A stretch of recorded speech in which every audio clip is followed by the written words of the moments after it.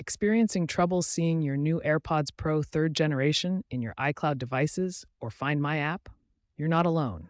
A common issue affecting around 15 to 20% of users is often traced back to initial pairing hiccups, software glitches, or iCloud account problems. These AirPods connect via Bluetooth and sync to iCloud. For them to appear in Find My, they need to be paired within 60 seconds of opening the case near your device. Make sure your iPhone, iPad, or Mac is logged into the same iCloud account with Find My enabled and Bluetooth turned on. Account mismatches and Bluetooth interference are common culprits.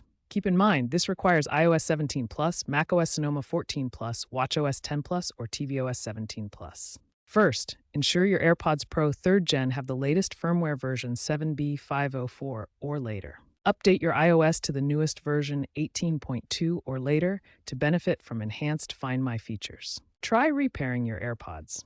First, forget the device in Bluetooth settings, then repair them by opening the case near your iPhone. A simple reset of your AirPods can solve the issue.